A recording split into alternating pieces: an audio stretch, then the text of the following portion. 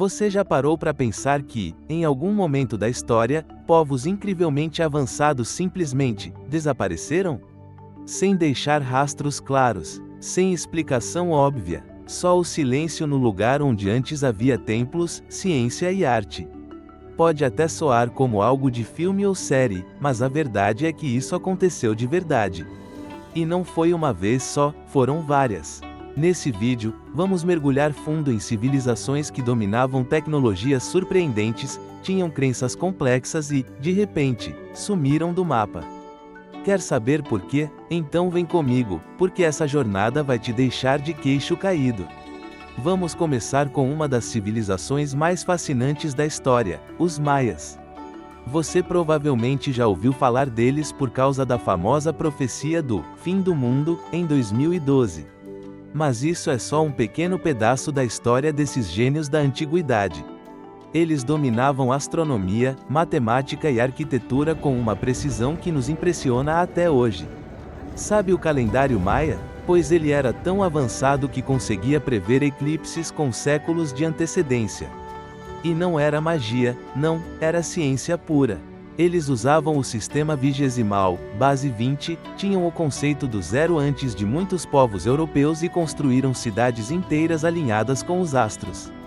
Mas então vem a pergunta: como um povo tão brilhante simplesmente deixou de existir como sociedade dominante? A resposta não é simples. Parte do que se acredita é que uma combinação de mudanças climáticas, guerras constantes e pressão ambiental foi corroendo suas bases.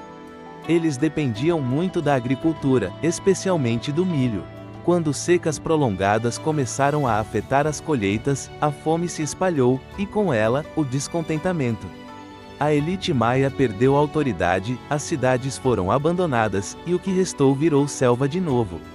Só que as pirâmides, os templos e os códices continuam nos desafiando até hoje. E se você acha que isso é coisa do passado distante, engana-se. Muitos descendentes dos maias ainda vivem na América Central e mantêm parte da cultura viva.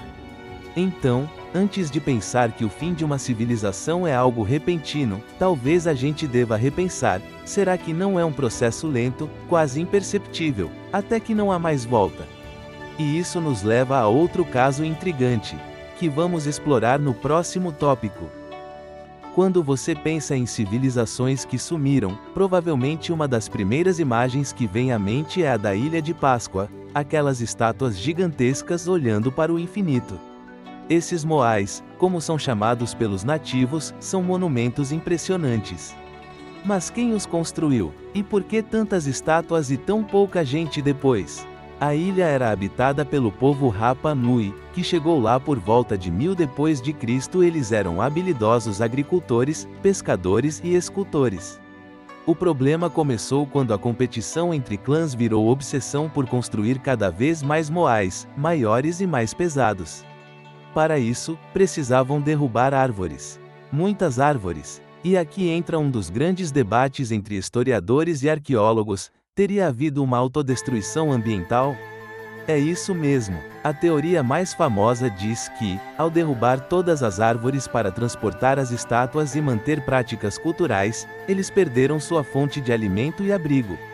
Sem árvores, não conseguiam construir canoas, caçar pássaros ou cultivar alimentos adequadamente.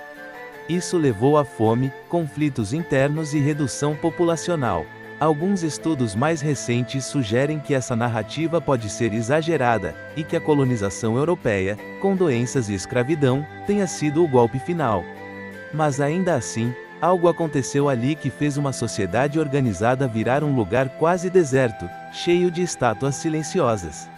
E isso nos faz pensar: até onde um povo vai por tradições e status, sem pensar no futuro? Será que foi burrice, arrogância, ou simplesmente falta de visão de longo prazo? Seja qual for a resposta, ela nos leva direto para outro caso ainda mais enigmático. Agora vamos para o Sudeste Asiático, onde um dos maiores e mais impressionantes impérios da história antiga simplesmente sumiu. Estamos falando do Império Khmer, sim, aquele que construiu Angkor Wat, um dos maiores templos religiosos do mundo. Você já deve ter visto fotos dessas estruturas incríveis, com árvores gigantescas abraçando os templos. Parece cena de filme, né? Pois é exatamente esse contraste entre grandiosidade e abandono que torna essa história tão intrigante. Angkor era uma mega-cidade no século XII, maior que qualquer cidade europeia na época, com sistemas de irrigação avançadíssimos e uma arquitetura digna de reis-deuses. Mas então, por que hoje não temos mais um Império Khmer? O que aconteceu com toda aquela glória? A resposta envolve algo que parece inofensivo, mas pode ser devastador: a água. O sistema hidráulico de Angkor era complexo, canais, diques, reservatórios enormes. Eles controlavam o fluxo dos rios como ninguém. Só que, em algum momento, as chuvas começaram a falhar, e depois vieram enchentes violentas. Uma sequência de desastres climáticos provavelmente sobrecarregou toda a infraestrutura. Com a agricultura prejudicada, conflitos aumentaram. Os vizinhos tailandeses aproveitaram a fraqueza e invadiram Angkor em 1431. E aí, sem comida, sem segurança e sem poder central, o povo foi embora. A selva tomou conta das ruínas, e o império virou lenda. O mais interessante é que isso não foi uma guerra épica nem uma catástrofe instantânea, foi um apagar lento, quase imperceptível. E isso nos leva a pensar: será que civilizações modernas também estão correndo riscos silenciosos? Bom, se você achava que só povos antigos desapareciam assim, vai querer ver o próximo tópico. Agora vamos para uma das civilizações mais subestimadas da história antiga, mas que era incrivelmente avançada: os habitantes do Vale do Rio Indo. Você já ouviu falar dos sumérios, dos egípcios, dos chineses antigos, mas e dos harapanos? Provavelmente não tanto, né? Eles construíram cidades planejadas com ruas retas, sistemas de esgoto subterrâneo, poços públicos e até banheiros em casa, e isso tudo há mais de 4.000 anos. Comparando com outras civilizações da época, eles estavam literalmente no futuro.